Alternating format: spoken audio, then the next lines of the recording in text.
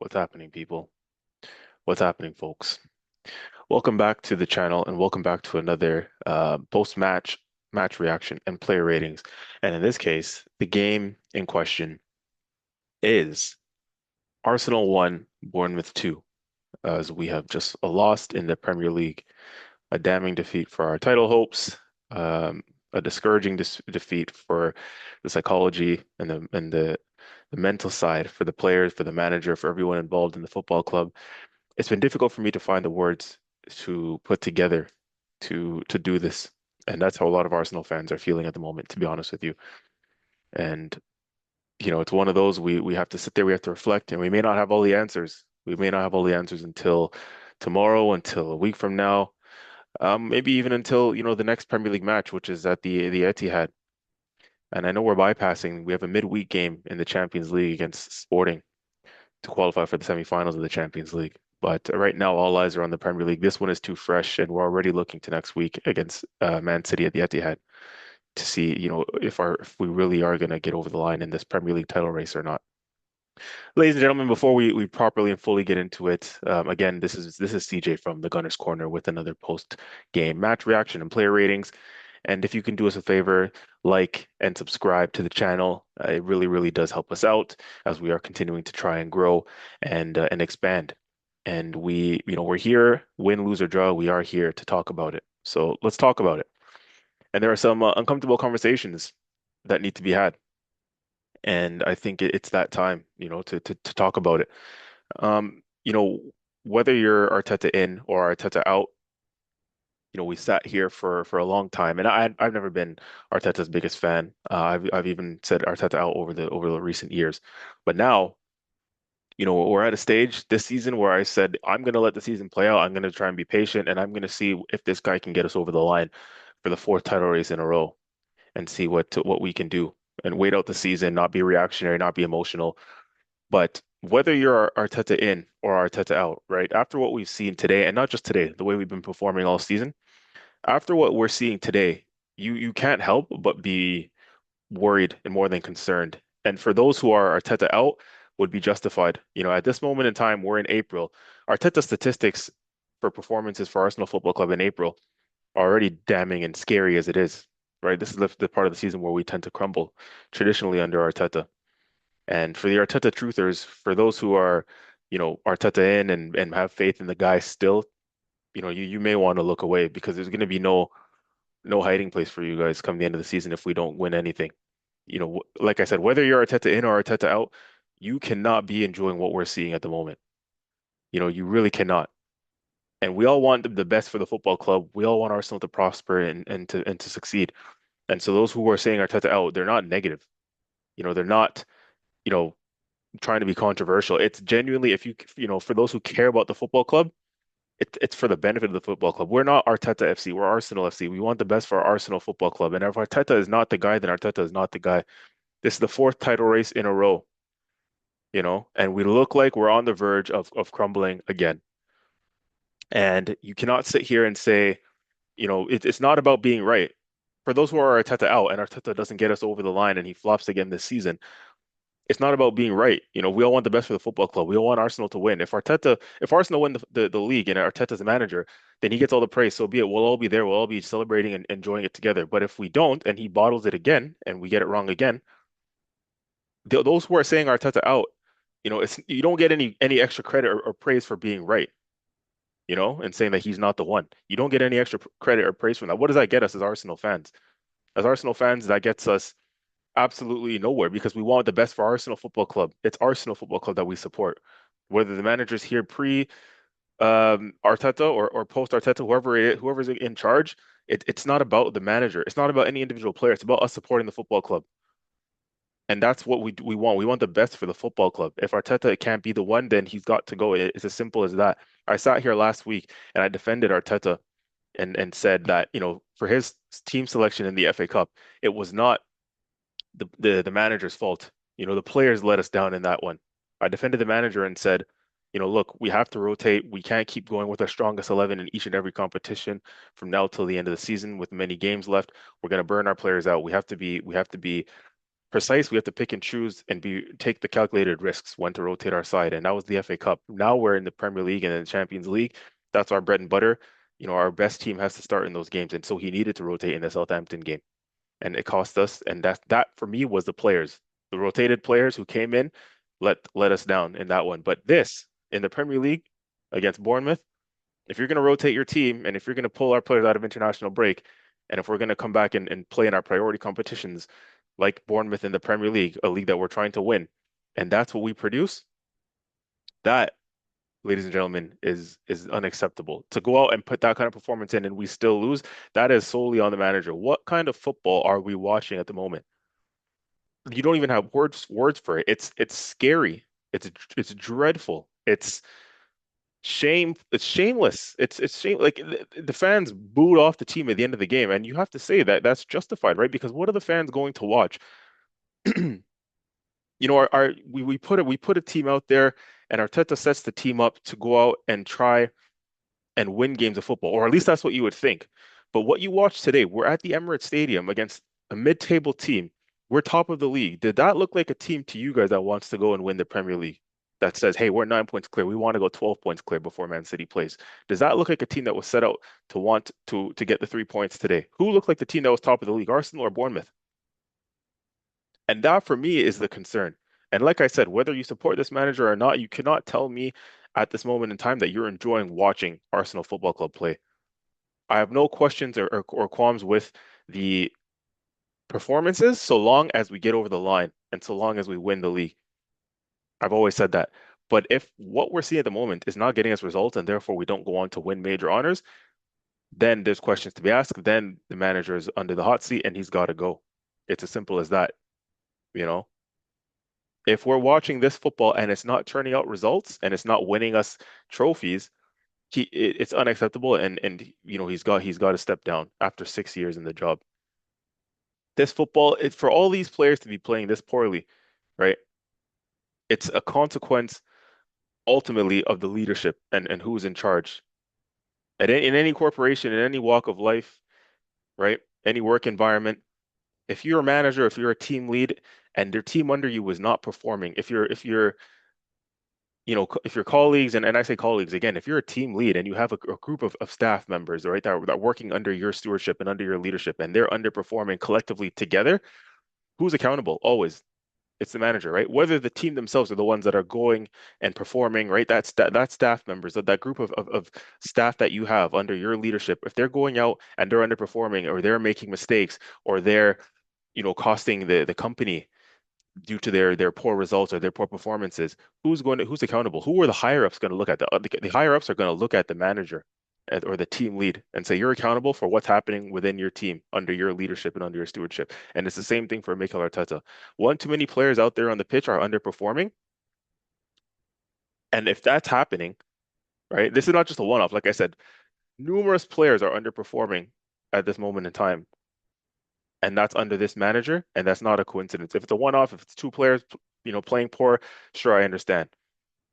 But for all the players to be looking void of ideas, to be looking nervous, to be looking fatigued, to be looking out of ideas, to be looking confused on the pitch, to be looking low in confidence, majority of the team, that's on the manager. It is. It's on the manager. It has to be. And you have to look at him and say, what we're seeing performances wise, this is a pattern. Prior to the FA Cup game against Southampton, prior to the Carabao Cup final against Man City, we've lost, I think it was only 3 games. Now in the last 4 games, we've lost three, right? We've lost obviously the Carabao Cup final, we've lost the FA Cup, and then we lost today. We've played 4 different competitions since we've come back from the international break. Or sorry, actually, right before the international break, we played the Carabao Cup, we played the FA Cup post-international break, we played Champions League, and now we've played a Premier League match. We've lost 3 out of the 4, only winning the Champions League match. And like I said, prior to the Carabao Cup final, I think we lost 3 all season, and we've just doubled our loss tally in the space of a month. And again, it's around that April time where crunch time comes around that Arteta is now fading in terms of what we're seeing from the team in terms of results. It's not a coincidence anymore.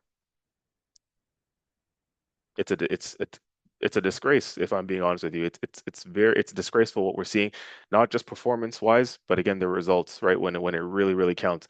I can only defend an FA Cup exit for so long, or I can only defend even a Carabao Cup final loss when you don't have your first team goalkeeper in net. You can only defend these things for so long. When, you know, the Premier League comes around and this is the time where we need to see something. This isn't the FA Cup. This is the Premier League. This is the one that you've been brought in to win for us. And when you're in this crunch period in April, we're not asking you to beat Man City at home or prime Barcelona in a Champions League final.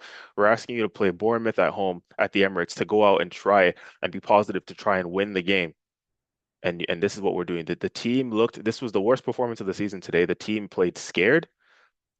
The team played lost.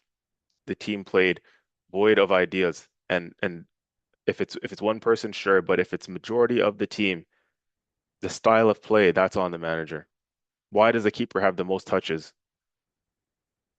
Why does the keeper playing the most passes out of the back? Where's our forward players? Our forward players are not getting involved as much. Our forward players are not getting enough touches on the ball. Our midfield is playing the ball sideways and backwards. We're taking 10 years to take a throw in. We're dilly-dallying on the ball. We're not playing positive play forward. We're playing lethargic. We're playing slow build-up. Defenders giving it back to the goalkeeper giving it to defenders and getting it back. Most of the play is happening amongst our goalkeeper and our back line and our center backs. It's we're at home. We're trying to win a Premier League. I'll say it again. The likes of, you know, Trossard, what's happened to him? His performance levels have dipped drastically. Drastically. Zubimendi, what's happened to him? The likes of Declan Rice being overplayed, looking tired. So it's a confidence issue, right? In terms of some of these individual players. Like I said, Zubimendi, who looked completely out of sorts. He doesn't look like the same player that he was the first half of the season. Declan Rice being overplayed and looking overrun. Although he did his thing today, he looked all right, Declan Rice, but he's being overplayed. Where is the midfield rotation? How come we don't have any trust to rotate in midfield? Where's the options to say that when Zubimendi's not playing well, we can take him out of the team, or when he's looking fatigued, we can take him out of the team? We do not have any of those options. I question where are those options? We've built this squad up for, so long now. We have all this investment. Where's the rotation for the midfield? You don't trust the rotation in there? Some of these guys have looked overplayed. Ben White does it looks like a shadow of his former self. 2, 3 years ago, Ben White was playing almost every game. He's being ran into the ground. Since he's picked up his injuries, he's come back, hasn't looked the same player. Bukayo Saka, ran into the ground by this manager for the last however long now, 4 years, 5 years. Gets a serious injury last season, comes back, hasn't looked like the same player since. Been out of form, out of confidence. Bukayo Saka, it's a combination of issues, whether it's, like I said, individual players being overplayed and burning out, like your Zubimendis, like your Declan Rices potentially, and now looking mentally fatigued and low on confidence. Again, managerial issue. Where's the rotation? Where's the man management to see that some players are in the red zone, or some players need to come out of the firing line, but you don't have a backup midfield option that you trust, or you don't have any tactical changes that you can make to pull certain players out and bring others in to give certain guys a rest, a mental rest and a physical rest. Instead, we're overplaying certain midfielders who are badly out of form. What do we do now, right? Who comes in for Zubimendi when we have to go to the Etihad or Champions League games and we need rotation? Norgard? Has Norgard played enough to come in, and has he been trusted by the manager enough to come in and play pivotal moments in such a crucial time of the season? Does he have enough football under his legs to come in and pick up where Zubimendi left off and play in the heat and the intensity of a game at the Etihad?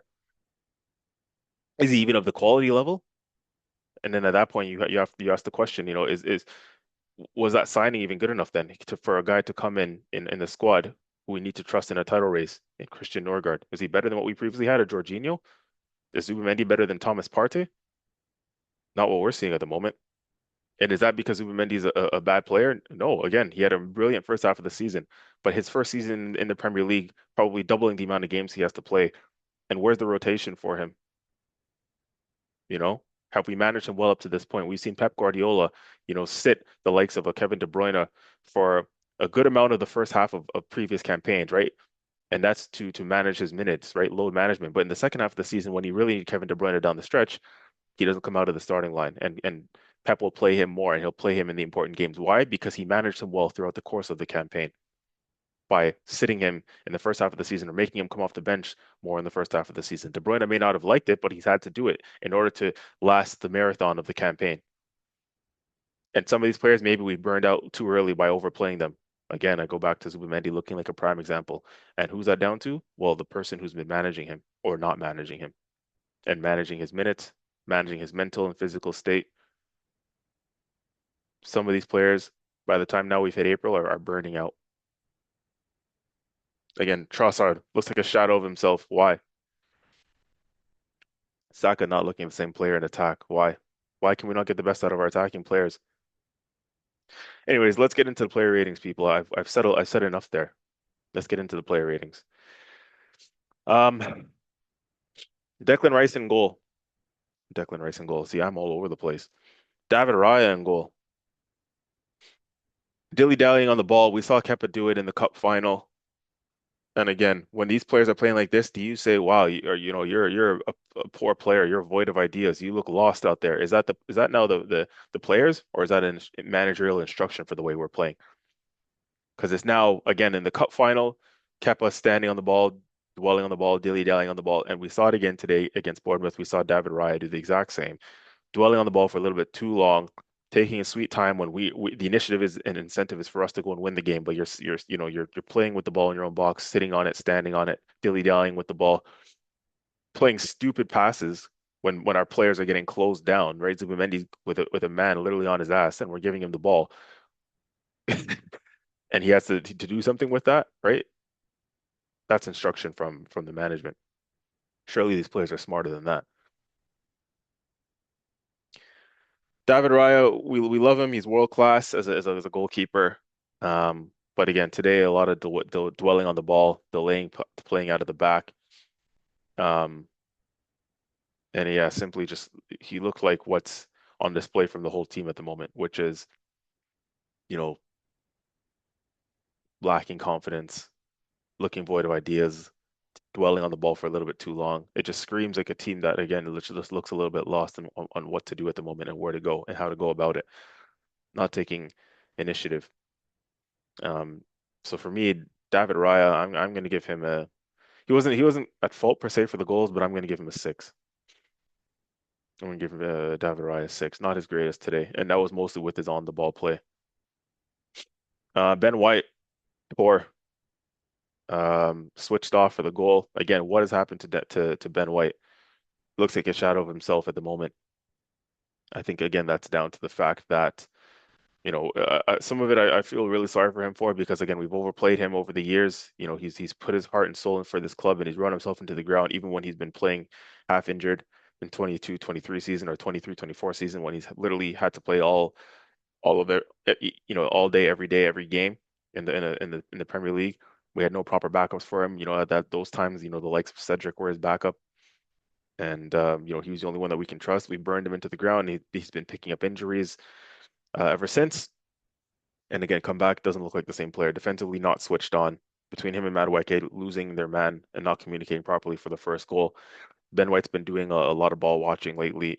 Again, he looks like he's just not himself defensively, not switched on, ball watching, a yard off the pace, and he's partially at fault for the first goal.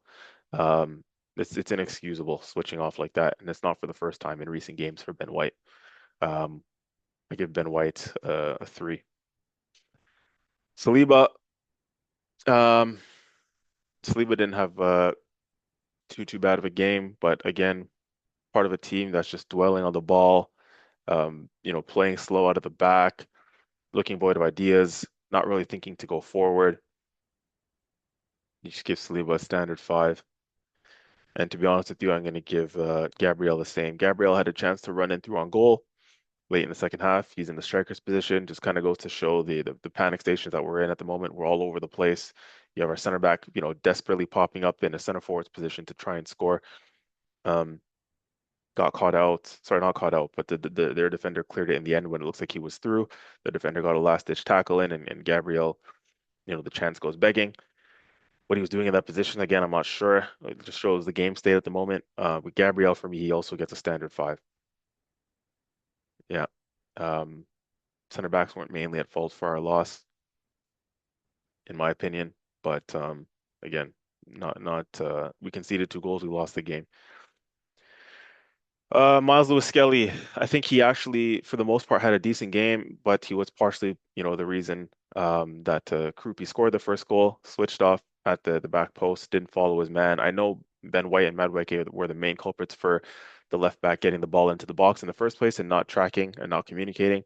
But once that goes into the box, and I think Saliba got a deflection on it, but it goes to the back post to Krupi, I believe it was, and Martin and Miles Lewis Skelly didn't follow his man all the way through, and Krupi scores to the back post. So Miles Lewis Skelly is partially at fault for that. Although, like I said, the main fault for me is Ben White and Madueke. The one time Miles Lewis Skelly switched off there cost us, and I think Miles Lewis Skelly, he has to look at himself defensively in that situation. And but otherwise, I think he actually had a decent game, to be honest with you, especially on the ball. You have to wonder why, we're not using him in midfield at the moment, or we're not trying. We haven't tried to use him in midfield, and now you're at that stage of the season where maybe it's too late to try him because you don't want to take that risk. Miles Lewis Skelly gets give him a 5 as well. I'm gonna give him a 4 actually for switching off at the back post. I'm gonna give him a 4. And despite the fact that I said he on the ball and everything else that he did, he actually did okay. That crucial moment at the back post, not switched on, it cost us dearly. I'm gonna give him a 4. Zubamendi, along with the team, probably the worst game I've seen him play. Worrying times. Again, there's clips going around of players going to console Zubamendi in the middle of the pitch, in the middle of the game. That for me is concerning because is that a player that's low on confidence? And is that his fault or is that as a result of him being overplayed by the manager? First half of the season, one of the best players in our side. Second half of the season looked like a shadow of himself. Is he tired? Again, first season in the league, there has to be a better transition and adaptation period for him to come into, from La Liga, from La Liga to the Premier League, two completely different leagues in terms of tempo, intensity, maybe even more games. He's played, for a higher club. With all due respect, he's playing for Sociedad, not the same level as Arsenal Football Club. Arsenal Football Club, there's more demand, there's more intensity in the Premier League, maybe more games. Again, you're playing at a higher level in a team chasing trophies at the highest level. Has he been managed properly in his first season? I don't think so. I think he's been overplayed, and I think he's burning out. So I think a lot of that is down to guess who, the manager, and he's looking a shadow of himself from the first half of the season, a shadow of the guy that we see playing for Spain, and I think it's because of burnout and being mismanaged. And you're seeing players go to him on the pitch and having to console him and having to try and, lift his spirits because he's low on confidence, giving the ball away, very uncharacteristic of him. Poor, poor, poor performance. I'm gonna give him a 3. Maybe did I give Ben White a 3? I think I did. Could be a 2 for Ben White because I think Zubimendi was slightly better. No, actually, no, Zubimendi at fault for the second goal as well.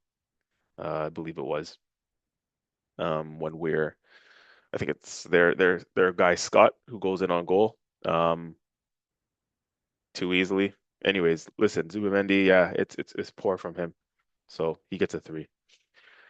Declan Rice, captain on the day. I'm happy to see that. Probably one of the only positive things Arteta did was stick the captain's armband on Deckers before the game. I think another player who's been badly overplayed. I do not think there's proper rotation options for Zubimendi or Rice, and the fact that the manager has to keep playing them both in important games is a problem. Goes to show that there's not enough rotation options in there. It goes to show that yeah, you clearly you don't trust anyone else, which is a problem. You've built this squad. Where are the pieces to come in that can do just as good of a job as these guys, if not better, when they need a break or they're out of form or they're not playing well? You're just going to keep playing them and burning them into the ground.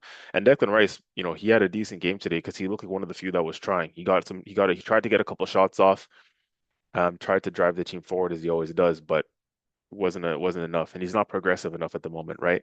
You saw a clip going around last game. Well, if you didn't see the clip, go search it up. It's out there. Um, in the Champions League game in Portugal, there is a part prior to our only goal where Martinelli gets on the ball, right? Prior to him driving in midfield to get the assist for Kai Havertz. Declan Rice, is seen telling Martinelli to go backwards, to play it back, to play it safe, play the safe option back to maybe our defenders or not to drive forward in that instance. But obviously in that situation, Martinelli chooses the opposite and he chooses to go forward, and then it obviously leads to Kai Havertz assist. But again, you can see Declan Rice at that moment telling him to go backwards, go backwards, go backwards, sort of play it safe. And that kind of epitomizes what we are at the moment. And I think, again, this is instruction from Arteta, from the manager to play safe, to play a certain way, right? Not lose the ball, be conservative, don't take those chances, don't take risks. And I think Declan Rice has adopted that philosophy. Again, he played in a team at West Ham under David Moyes, who, was more about defense first and being safe and not giving things away. And Arteta's the same kind of style manager, and that's what he's showing at the moment, right? Whereas Declan Rice will play more of the safe option and keep the ball and not give it away. And he's very tidy in possession. And for the most part, he doesn't make those mistakes, Declan Rice. He keeps the ball very well and secures the ball and takes care of it. But where's the risk taking? Where's the forward thinking? Again, Fabregas-esque type passes. We don't have that kind of player who's going to progress the ball forward through the lines, over the top, take those risks, take those line breaking passes. Declan Rice doesn't tend to do those, and that's no slight on him. Maybe not his game, but it's not being coached into him to play that way. He's being it seems like he's being coached to play the opposite. So listen, Declan Rice for his endeavors, I give him a 6. Um, Listen, the front three. I was gonna start talking individually about the front three, and not necessarily the front three including Gyökeres. Let's talk about the three behind the striker. The three behind the striker, Madueke, Kai Havertz, Martinelli, all came off in the 54th minute. It looks like, I believe it was. I thought it was the 50th minute, but I guess they ended up coming off in the 54th minute. Madueke, Havertz, and Martinelli were lucky to even come back out on the pitch in the second half. They got hooked, rightfully so. I don't think they have anyone else to blame but themselves. Poor, poor displayed performance. We talked about before the game, or I talked about it, that the front three of Madueke, Martinelli, and Gyökeres, all off the ball players. Um, Off ball players in the sense that they're not going to get on the ball and keep control or be secure with it and make things happen that way. They're all runners, they're all sprinters. They're the ones that are more so going to run in behind or try and beat a man one on one. Um, that front three again, there's just too much unpredictability in there for that reason, right? There's guys who you don't really trust to deliver for end products. Certainly out wide with Madueke and Martinelli, or even for those two to provide service for our striker for Gyökeres. And we saw once again that front three just does not work at all, at all. It's never worked, and it's not worked up to now. And we're playing pressure cooker games, and we're starting that front three in a title race. Like, would any of these front three, sorry, would any of Madueke and Martinelli on the flanks start in any team that's won the Premier League over the last 20 years? Not even anywhere near. Or and again, I'm including Havertz in that as well. Or that didn't work. Havertz behind the striker, behind Gyökeres, nothing. We lost control of the midfield, and I called for Havertz to start before the game. So, in that position without a fully fit Eze and without Odegaard, I called for Havertz to start, but again, we didn't have enough security around him to play this way, right? To play with a Trossard from the start, and we'll talk about Trossard too, but Trossard from the start or a Saka, when those two are in form, that's a better team around Havertz and a Gyökeres, for example, to help get them the ball or to help progress, forward or to even create something with end product, but with Madueke and Martinelli, you just don't know what you're going to get. There's not enough, quality end product there. And even with Kai Havertz, again, he just looked lost. We lost that midfield control, or we didn't have any midfield control at all, really. He was just nothing came off for him. Kai Havertz should have scored. I think it was from a corner kick. He had a header. Now, for the first time, we've seen Kai Havertz score similar to Martinelli and Madueke again, to be fair. You don't know what you're going to get with Kai Havertz from the end product. Sometimes he can do what he did in midweek in the Champions League, where he scored a world-class goal, or he can miss from 2 yards out from a corner kick. The ball comes off of his head. I think it wasn't even a clean connection, and it goes just over the top of the crossbar, and he should easily be putting that away. If you go look at that chance again, it's in the first half. Go have a look at it. Header, that goes just over the bar from close range. It's poor from Havertz. He should score, and it's not the first time we've seen that over the last couple of seasons from him. Glaring, shocking misses. For the three of them, who did absolutely nothing. Martinelli absolutely invisible. Um, Madueke the same. Havertz the same. All piss poor. They're all going to get a four, and they're lucky to even get that. To be honest with you, Gyökeres was the only one I thought that actually tried and showed something. Gyökeres actually looked like he wanted to win the game. He looked like somebody who was trying to play with some urgency and some aggression, and he's the only one that looked like he understood the assignment of the fact that we're playing in a title race and that we're trying to win a league here. Running the channels, showing the mentality. His penalty, he took it very, very, very well.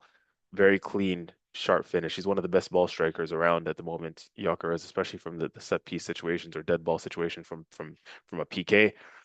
Clean strike, clean finish. Again, I felt sorry for him. Isolated up there on his own. No real service because again, end product from the likes of Martinelli and Madueke out wide. You're not going to get anything from them. So, he was starved of service was Gyökeres, but he tried to run channels, tried to link play. A few times he ran in behind and did well. Got a couple shots off, put himself about, scored a goal from the penalty, which is crucial to get us back in it. The only thing we really did in the game from an attacking standpoint. Um, he tried, and I feel sorry for him. I don't think he deserved to be on the losing side because he's been in decent goal scoring form at the moment. And he's one of the only ones that look like they want to win out there today. Gyökeres was the best outfield rating. I'm going to give him a 7, to be honest with you.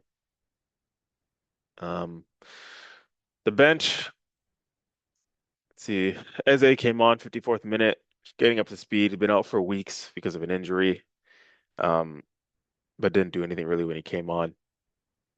Same with Max Dowman, came on in the 54th minute, barely got the ball. Didn't do much actually, either Eze or Dowman. So I give them both standard 5. Trossard, I don't know what's happened to him. He came on at the same time as Eze and Dowman, 54th minute.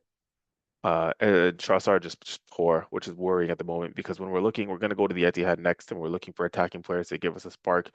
Playing in the Champions League still, looking for attacking players to give us a spark. Trossard is just a shadow of the guy that was playing in the first half of this season.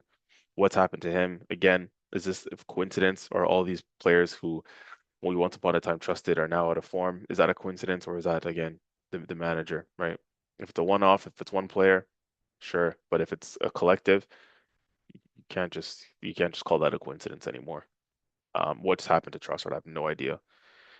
It's concerning because we need attacking players to step up now at the most important time in the season, and he's nowhere to be found. I don't know why he looks. He just every time he gets the ball, he looks like he's at risk of losing it. Trossard. Um, 4 from him. 4. I'm gonna give him a 4. Um, Mascara came on it right back in the 70th minute. Standard 5. Nothing. Jesus, nothing. Standard 5. And I've said a lot about the manager, ladies and gentlemen. He's the last rating that there is. Um, yeah, the manager, obviously the team's lineup didn't work. Obviously, the football we're playing is not great at the moment, and that's the reason for the low rating for me. And that rating for Arteta today is also a 3. You can't go on to be the first manager to bottle the league 4 years in a row, and he hasn't done it yet. But the trend is not good. Is not good at the moment. He's spiraling downwards. The trajectory is going in the wrong direction. Um, again, we're not trending upwards in terms of results. We're trending downwards because we've now lost 3 out of our last 4 games, and the football it's been poor for a very long time, but it's poor and it's not getting results at the moment, and that's the worrying thing. When you're trying to chase a league, you need to go out and grab it. You need to go out and grab the Champions League, not sit back and wait for it to come to you and hope things happen and sit in your 18-yard box as the goalkeeper and as defenders and be void of ideas or, dwelling on the ball when you're supposed to be positive. It's supposed to be going forward. These are instructions that comes from the coach. Looking scared, looking timid, looking, like you're lacking experience, which is exactly what the manager is. He's lacking that experience in a title race and knowing how to get over the line because he hasn't done it yet. And sometimes there's a glass ceiling. Two things can be true. You can praise Arteta for getting us this far, right? He's taken us far from 6 years ago to a team who's competing in title races and competing for the league, but hasn't been able to get over the line. And if he can't get over the line again this year, then you have to try and look somewhere else. Because again, we can appreciate how far he's taken us, but everybody's got their ceiling, right? And maybe this is his ceiling. So let me know what you guys think in the comments. Let me know if you guys agree, disagree. Is it time for Arteta to go, especially if he doesn't win anything? He's on the verge of bottling it again, it looks like. And if he doesn't, is it time to go? Let me know what you guys think. Like I said, I'm giving him a three for today. If I'm giving a manager rating, the guy told us to bring our breakfast, lunch, and dinner, and we got served nothing on the pitch from the team under his stewardship and under his leadership. So we said a lot here, folks. Again, the positive news is that we're still top of the table for now. How long is it going to last? Let's see. We are still in the Champions League, and we have to switch focus to that midweek, second leg against Sporting Lisbon at the Emirates. Let's see if the boys can bounce back to get us to a semifinal, because that is the positive, is that we're still in both competitions.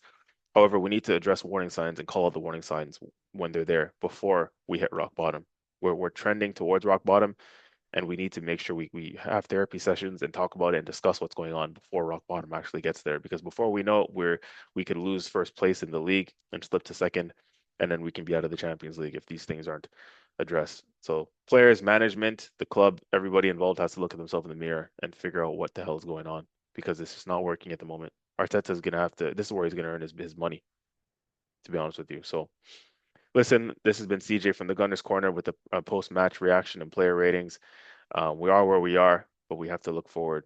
And that's all I can say for now. So like and subscribe. Thank you guys for being here, and we'll see you on the next one.